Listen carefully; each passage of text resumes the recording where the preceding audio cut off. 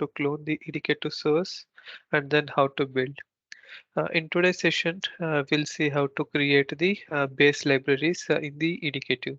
Okay, so I will go to the same folder which I have created earlier, which is the EDK2 demo, right? So then let me open the Visual Studio Code here. Right. So earlier we builded the source using this emulator package, right? So now let's create the base library for the emulator package. Okay. So now so this emulator, if you go to this emulator package, so let me show you from the file explorer. So this is our executive source, and then here we have our emulator package. So within this we have the library, right? And then so this contains the libraries which is needed for the emulator package, right? So now let me create a folder called BaseSampleLib. Okay, so within this I'm going to create two files, BaseSampleLib.c file first I'm going to create, and then I'm going to create the INF file. Okay, so now I have created two empty files, right? So now let me open the files here. So first we'll go through the INF file. Okay. So then this is my INF file. So if you look at the sample INF files of any other modules, so the block of the INF file looks like it will have the description of that file and its licensing header, and then it will have the defines header, and then it will have the source, it will have the package, and then it will have the library classes. So for now, let's copy this till let's copy this entire thing and then we'll modify accordingly. Okay, so I will paste this. Okay, so I will remove this, I will remove this, and I will remove this. Okay, this is an empty skeleton, right? So here we have the license header. So let me change this to 2022, and here I will say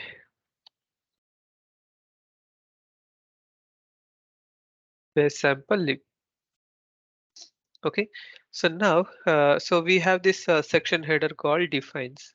So what this defines tells is it describes what this INF file is. So it will have the INF version, it will have the base name, file GUID, module type, version string, and the library class. Okay, so now here the INF file version, so we are going to specify, and then the base name. So what is this base name? So base name is needed to specify the folder name during the build. Meaning, if I go back to the EDK2 demo, the build folder, and then let me pick the IA32, right? So here I will go to emulator package, library. Yeah, so here you can see, right? So this is a base name, this is a base name, this is the base name. So what are the folder names which you are seeing? So these folder names are coming from the INF files, which is having the base name as this one. Okay, so in this case, let me call this as base sample lib. Okay, so then it needed a GUID. Okay, so why we need that GUID, I will tell you. So let me create the GUID. So I will press Ctrl Shift P, and then I will type insert the GUID, and then I will hit enter. So now again, I will select this. Again, I will press Ctrl Shift P. I will type uppercase. So this will transform to uppercase. Okay, so now we have to specify the module type. So in this case, the library which I'm going to build should be applicable throughout the boot phase. So meaning, so in this case, I should specify as a base. Okay, and this version string, the version of this INF file. Okay, and the library class. So library class name, same thing I'm going to give. So you can give any library class name which other modules can identify this. Okay, so after this, so we have the boot phases where it is applicable. So in our case, it's a base, so we don't have to specify this. So simply, yeah. So this is done with the define section. Okay, so then we have this valid architecture. So IA32, X64, EBC and all, right? So this is just for the reference purpose, for the readability. This is not going to be used anywhere during the build time.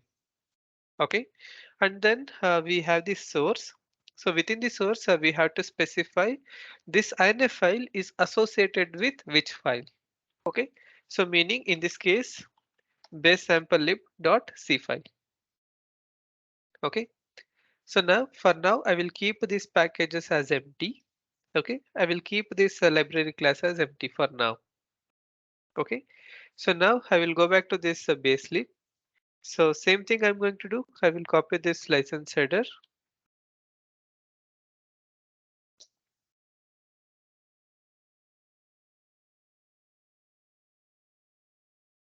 Okay, so first thing is, let's decide what our base library has to do. So base library is going to expose one API, so which is simply used to print some message. Okay, so to print that message, we need the debug library. Okay, so hash include library slash debuglib.h. Okay, so now where this debuglib is coming from? So the debug library, it is coming from md package slash include slash library slash debuglib.h, right?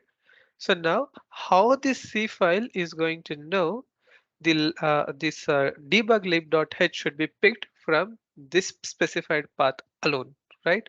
So to do that, so again we will go back to this INF file. So here we have this package section, right? So in this package section, we used to provide the path for the DEC file. Okay. So meaning where we have, so this is the MD package. So this MD package have its own DEC file, right? So if I take the other driver example, so here you can see MD package slash MD package.dec. Okay.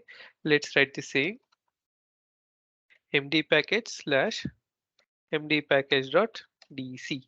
So here also you can see it's the same thing. Okay. So then this header file we can able to include.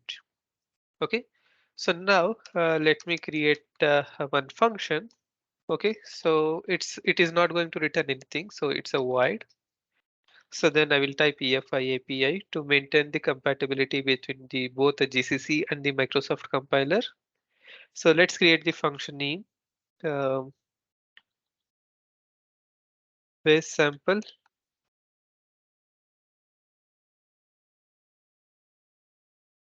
print function, right? Open bracket. So now this is not going to take any arguments, so I'm going to specify this as a void. Okay, so then for now let's type this as written. Okay, so now you can see we are seeing some underlines, right? So let's include the baselib. Hash include baselib.h. Okay, so now we have the debug library, we have the baselib. Okay, so we can specify the what we say, what small description about this function. Um,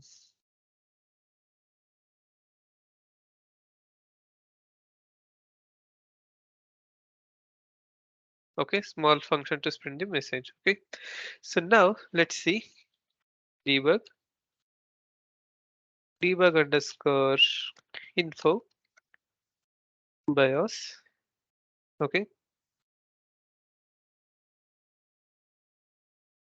debug message from this function. Okay, so now ultimately this is a macro, but this macro is going to call this function. I mean here. So let's go back to this. Go to definition. Yeah, here we have. And this intern, it will check for this whether the debug is enabled or not, and then ultimately it will call this underscore debug. And this will another intern call this one. This is an expression, right? And this is in turn going to call this debug print, which is a function, right? So now how this C file knows where the definition of this debug print is coming from, right? So now if I look for this, So it is present in the debuglib.c file, right? So for this C file, I'm including this debug library, so which is a function declaration. So a function definition it should come from, right? So to do that, I'm going to this base library, and here we have this library classes, right? So here I will specify debug lib. Okay, so as soon as I specify the debug lib, this base sample lib will be linked to this debug lib, which is let me search debug lib and then followed by the pipeline character.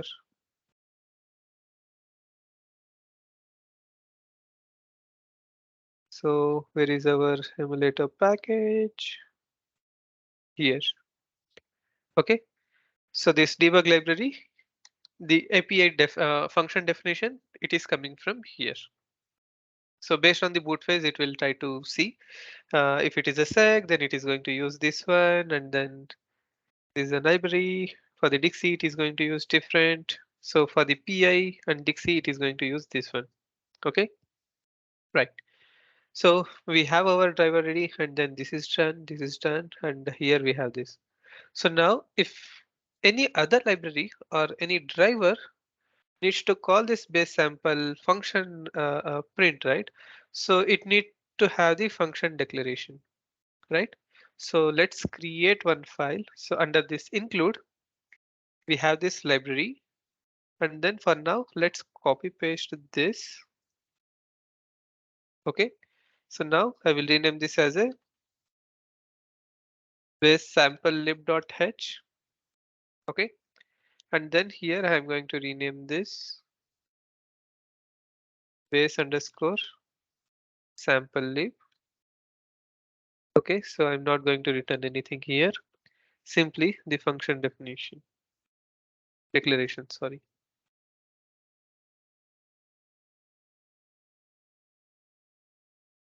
Right? So let me include the base lib here. Yes.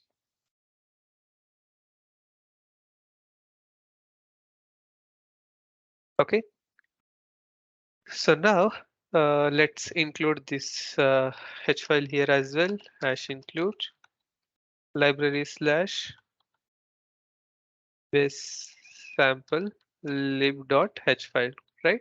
So now this base sample lib.h is present, it is coming from the emulator package, right?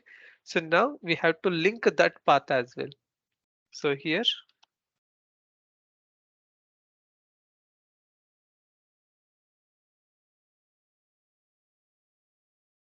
okay, let's copy this instead of typing.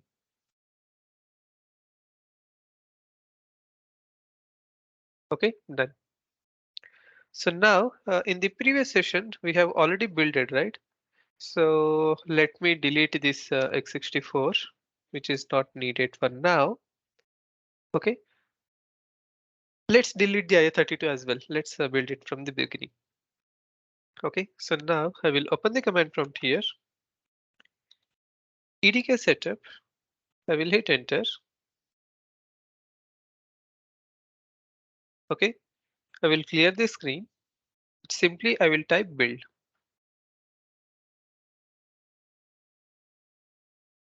Now it is going and parsing this emulator package.dsc file. Okay, let's wait. So meanwhile, let's look at where we have created our sample library. So the sample library which we have created here under emulator package library base sample lib. Okay, so let's wait for another minute.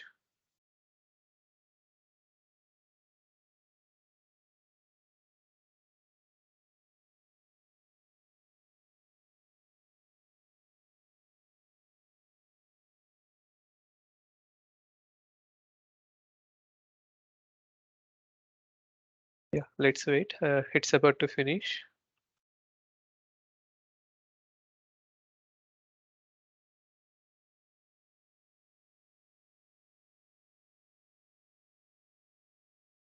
Yep.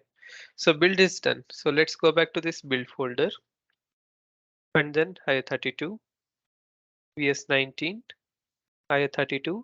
So this is our emulator package where we have created our base library. Under this, we have the library. Under that, so we have created that base library, but that base library is not present here, right? So now why it is not here? Because it is calling the emulator package.dac, which we aren't provided any reference there. Okay, so let's open that emulator package.dac. Okay, so this is the DAC file. So here we have our library class. So at the end of the library class, okay, so let me add the entry. So in my case, what is the library class name which I have given? This is this one, BaseSampleLib. Okay, so the library class name followed by the pipeline character followed by the path, emulator package slash library slash BaseSampleLib slash BaseSampleLib.inf file. Okay, so now I will save this. Okay, so now again I will clear the screen CLS and then again I will do the build.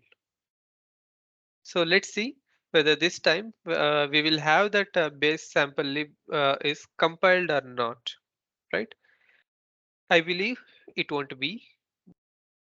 Okay, so if I go back to the same folder, still we don't see that base library here. So let me refresh, still we don't see. Okay, so now let's take any driver as an example. Okay, so under this emulator package, let's take this emu dixie gop as an example, and let's take this driver gop. Let me go to its inf file, initialize emu gop. Okay, so this is the function. I'm pretty much sure that this function will get called for sure. Okay, so now here the API which we have created, right? So base sample function, I'm going to call this here. Okay. Okay, so now, so this function should know the function definition and the function declaration of this base sample function, right? So now I'll go to this gob.h and here hash include library slash base sample lib.h, right? And then I will go to this inf file and it has to know the function definition as well, right? So to add that function definition, we have to add that entry here, library class name, base sample lib, which is a library class name. Okay, so now let's build it again.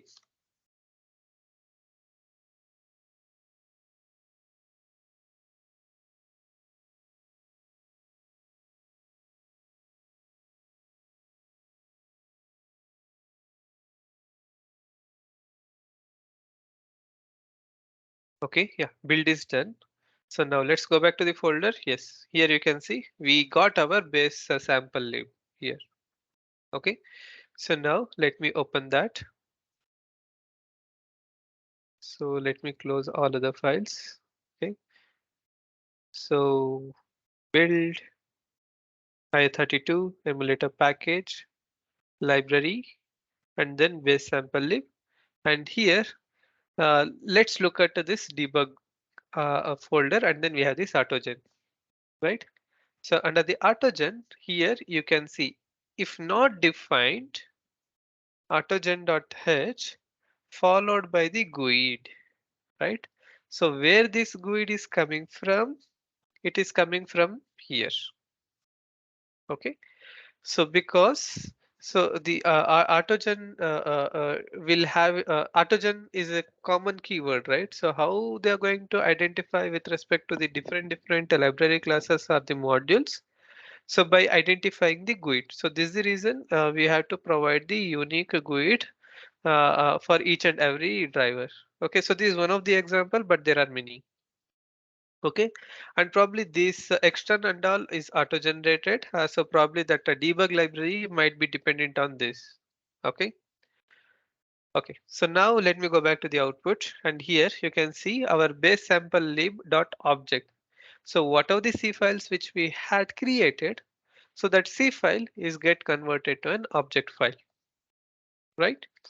So now let's try to boot. Okay, so I will go to this i32 folder. I will open the command prompt here. Winhost. I will redirect to boot.log. I want to redirect everything, so I will use this 2 greater than ampersand 1. So yeah, so here you can see we already booted to UEFI shell, right? So now let me close this terminal. So let me go back. So in the same directory, let me see where is that boot.log. Okay, so here we have this boot.log. So let's see what debug message which we have printed. So in this case, we have a keyword called BIOS. So let's see. Yep. So here you can see. So our we are calling our base library function in this emugop or Dixie driver. So this is where this debug message is coming from, right? So now the base library we are calling from the Dixie driver. Okay, so let's call the same library from the PI driver. Okay, so I will go to the beginning. I will try to search for .efi. Okay, so here we have this PI core, PCD and all, right? So let's take this one of the driver as an example as a firmware volume PI or maybe this flash map, right? So let me open this .inf. So this will have this entry point and it is coming from the C file. Okay, here. Okay, so now let me call the same function. Okay, so what was the function name? This one. Okay, so I will call that function. It should know the definition and declaration. So hash include library slash base sample lib.h, right? And here also base sample lib.h. Okay, so now I will build that again.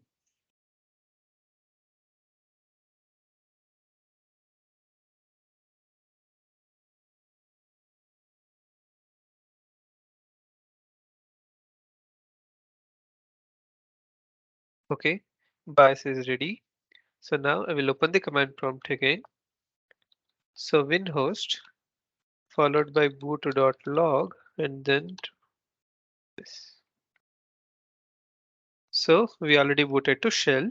So now close the terminal, go here, and then you can see. So we have added a debug message in here in this driver. So here we can see. So BIOS debug message from our API name, right? So now what how this flash map PI knows the definition should be coming from the base sample only, right? So for that, let's see where we have this INF file. Okay, so .inf, right? So now the INF file is present under the emulator package slash flashmap PI. Okay, so now I will go to build folder, IA32. So emulator package slash flashmap PI. So where is this flashmap PI? So here we have, right? I'll go to the output and then I will go to this map file. Okay. So now here I will search for base sample. So here you can see. So this is our API name, right? So this API, it is coming from the library class, which is the base sample lib. And this library class is associated with an C file which is which got converted to an object file, which is this one base sample lib.object. Okay, the similar result we can see from which is the other driver, this emugop, right? So let's see where we have this. This is under this emulator package slash emugop. Okay, So emulator package, emugop Dixie. No, is this event? Yeah, emugop Dixie output. I'll go to its map file. Yeah, here you can see, right? So this is how the drivers or the library classes is used to know where that function declaration or the definition is coming from by identifying the library class name and the API name. Okay, so what we learned today? So we created a base library and then we saw how that base library APIs are going to link to each of the drivers. That's it for today. Thank you.